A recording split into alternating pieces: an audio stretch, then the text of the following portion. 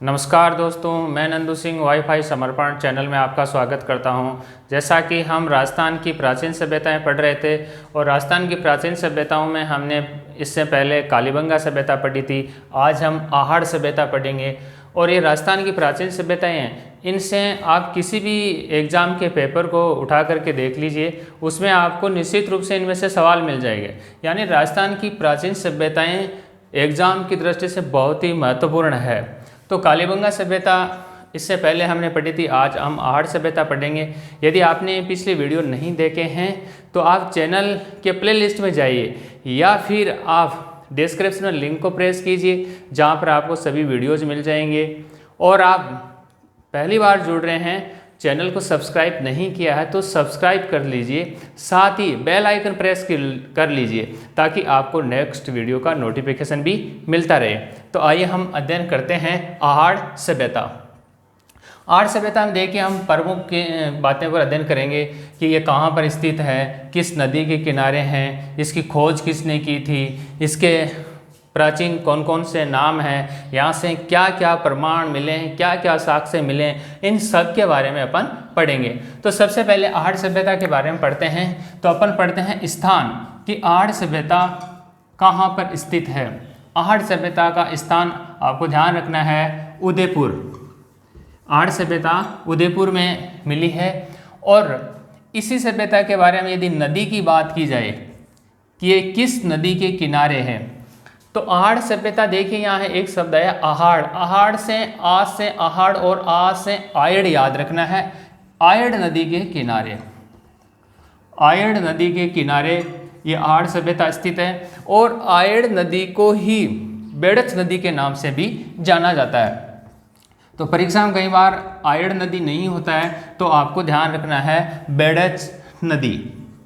ये सभ्यता आयड़ नदी या बेड़च नदी के किनारे पर स्थित है। दोनों एक ही है। उदय सागर में झील में गिरने के बाद में आयड़ का नाम बेड़च हो जाता है। देखो, कहीं कहीं ऐसा मिलता है कि ये बनास नदी के किनारे स्थित है। बनास नदी के किनारे स्थित नहीं है, क्योंकि ये देखिए, इसको बनास संस्कृति या बनास युगीन सभ्यता, बनास सभ्यता या बनास युगीन संस्कृति कहते हैं। ऐसा इसलिए कहते हैं कि जो बेड़च नदी है वो बनास में मिलती है, यानी बनास के सहायक बेड़च नदी है। तो ये बनास सभ्यता के आसपास की सभ्यता है। इस कारण से आहड़ सभ्यता को बनास सभ्यता भी कहते हैं। जबकि किस नदी के किनारे है, ये सवाल आपको पूछा जाए तो आयड़ या बेड़च नदी नाम याद रखना है। इसी प्रकार से अपन बात करेंगे कि खोज कि आहड़ सभ्यता की खोज किसने की थी। तो ध्यान रखना है 1953 में अक्षय कीर्ति व्यास, अक्षय कीर्ति व्यास, इसकी खोज 1953 में अक्षय कीर्ति व्यास, ठीक है। और उत्खनन पूछा जाए, यानी इसका जो खुदाई का कार्य है आगे जारी रखा था, वो किसने जारी रखा था, वो देखिए 1961-62 में ये जो खुदाई का उत्खनन का कार्य जारी रखने वाले थे।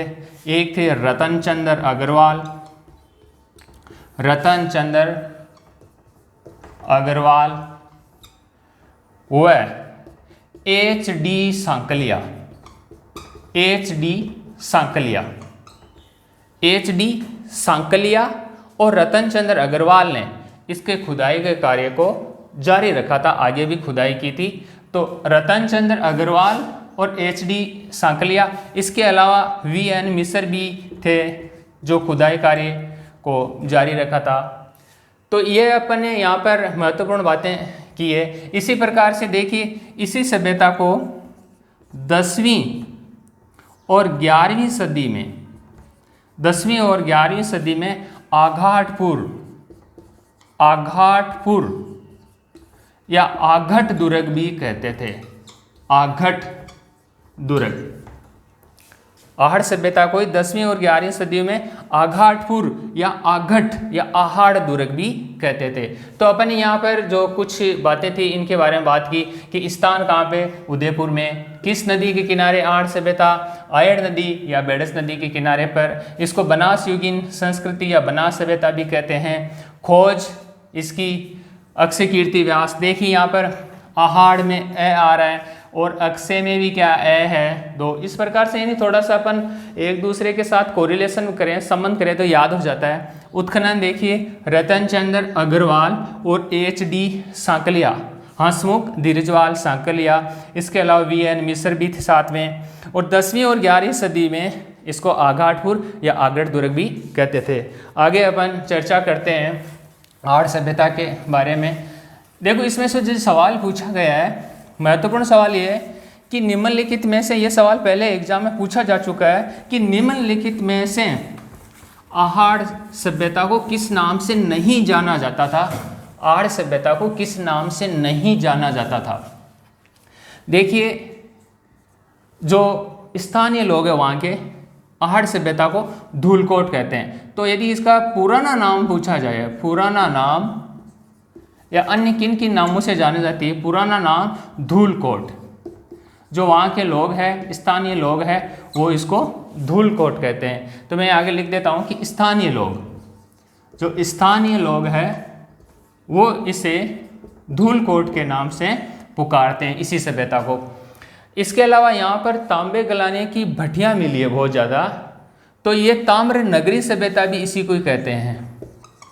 ताम्र नगरी सभ्यता, ताम्र नगरी सभ्यता भी कहते हैं, ताम्र नगरी सभ्यता भी इसी को ही कहते हैं। यह सवाल बहुत ही महत्वपूर्ण है, मैं यहाँ इंपॉर्टेंट लिख रहा हूँ। और इस सवाल में अक्सर गलती भी बहुत ज़्यादा होती है, क्योंकि सवाल इस प्रकार से आता है, कई बार परीक्षा में पूछा जा चुका है कि ताम्र जननी सभ्यता किसको कहते हैं। देखिए ध्यान रखना है, ये ताम्र नगरी है और सवाल ताम्र जननी। यदि ताम्र जननी सभ्यता पूछा जाए तो आपको गणेश्वर सभ्यता याद रखना है।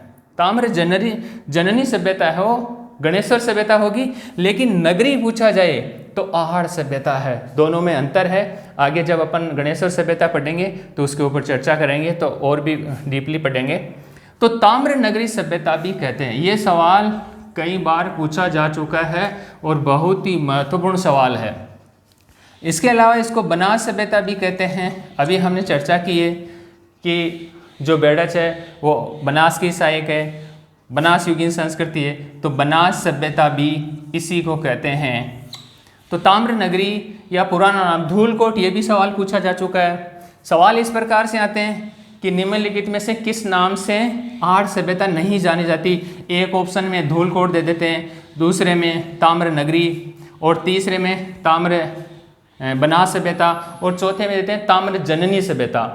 तो धूलकोट भी कहते हैं, ताम्र नगरी भी कहते हैं, बनास सभ्यता भी कहते हैं, लेकिन ताम्र जननी नहीं कहते हैं। तो ताम्र जननी गणेश्वर सभ्यता ये नहीं है। तो इस प्रकार से सवाल आता है, अपने को बहुत ही ढंग से इसका अध्ययन करना है, एक दूसरे को समझना है रटने की अपेक्षा। अब अपन आगे बात करते हैं। देखिए बनास सभ्यता भी कहते हैं, ताम्र नगरी सभ्यता भी कहते हैं। अब बात करते हैं कि ये सभ्यता ग्रामीण सभ्यता थी, ग्रामीण सभ्यता थी। ये सभ्यता कैसी सभ्यता थी? ग्रामीण सभ्यता थी। क्योंकि देखिए मेवाड़ का आसपास का क्षेत्र है वो ग्रामीण ज़्यादा है, शहरी कम है, तो ग्रामीण सभ्यता थी। अब आपने ये देखा होगा कि शहरों की अपेक्षा गाँव के लोग ज़्यादा संयुक्त परिवार के रूप में रहते हैं, एकल परिवार कम रहते हैं। तो ग्रामीण सभ्यता, साथ ही बात करेंगे कि संयुक्त परिवार प्रथा थी। यहाँ पर संयुक्त परिवार प्रथा थी, लोग सब संयुक्त रूप से रहते थे, बड़े बड़े परिवार थे। क्योंकि सभ्यता ग्रामीण सभ्यता थी, ग्रामीण सभ्यता में संयुक्त परिवार प्रथाएं मिलती है। इसके अलावा आप देखिए, नोट कीजिए कि ग्रामीण जो लोग होते हैं वो कृषि कार्य ज़्यादा करते हैं। शहरी लोग हैं वहाँ इंडस्ट्री ज़्यादा होती है तो इंडस्ट्री का काम करते हैं। तो ग्रामीण सभ्यता थी तो ये लोग कृषि से परिचित थे, कृषि कार्य ज़्यादा करते थे, कृषि कार्य से परिचित थे और कृषि कार्य ही करते थे, कृषि कार्य से परिचित, खेती का काम करते थे। अपन यहीं पर एक चर्चा ये भी करेंगे देखिए आप, इसी सभ्यता में जब कृषि से परिचित थे, इसका मतलब खेती लोग करते थे ज़्यादा, और खेती करते थे तो जो अन्न होता था बहुत ज़्यादा, उसके लिए इनके पास भंडारों की भी ज़रूरत पड़ती थी।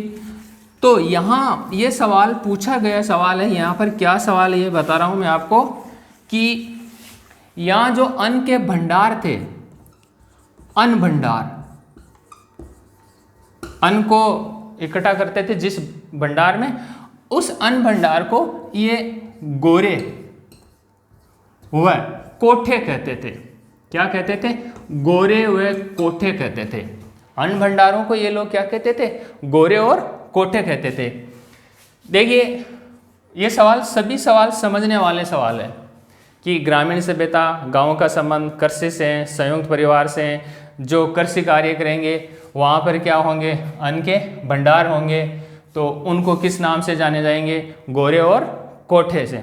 इसके अलावा यहाँ पर बात करते हैं कि यहाँ पर तांबा गलाने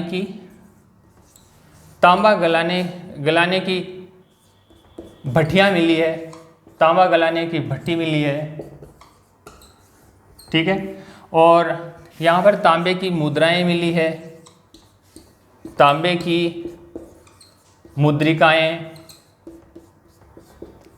मुद्रिकाएं, इसके अलावा तांबे के चाकू मिले हैं।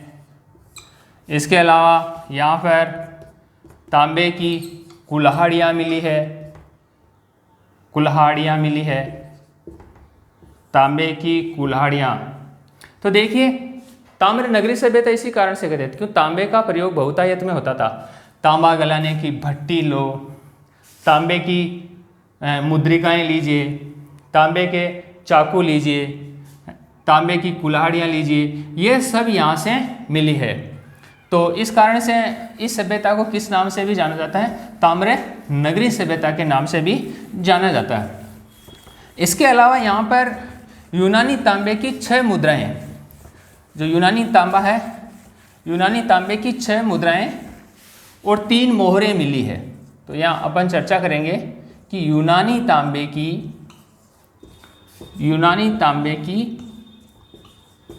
6 मुद्राएं, यूनानी तांबे की 6 मुद्राएं व 3 मोहरें मिली है। देखिए यूनानी तांबे की 6 मुद्राएं और 3 मोहरें भी मिली है। इसके अलावा यहाँ पर सूती कपड़े की जानकारी मिली है। सूती कपड़े पर ठप्पा लगाया जाता था, तो सूती कपड़े पर ठप्पे के प्रमाण भी मिले हैं, सूती कपड़े के जो प्रमाण हैं, इसके अलावा दूसरी जगह से भी मिले हैं, बैराट सभ्यता से भी मिले हैं, वो अपन आगे चर्चा करेंगे। यहाँ पर देखिए इसी सभ्यता के बारे में एक और भी ये भी कहा गया है कि यह सभ्यता जो ताम्र नगरी के नाम से जानी जाती है, यहाँ पर उजड़ने और बनने के प्रमाण भी मिले हैं। यानी इस सभ्यता के 8 बार, यहाँ पर 8 बार बस्तियों के उजड़ने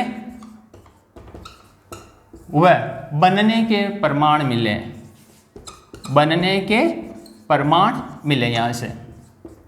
बस्तियों के जो बस्तियाँ थी, यहाँ पर बस्तियाँ बनाई गई थी, उनके उजड़ने और बनने के प्रमाण भी मिले यहाँ पर। ये ऐसा क्यों?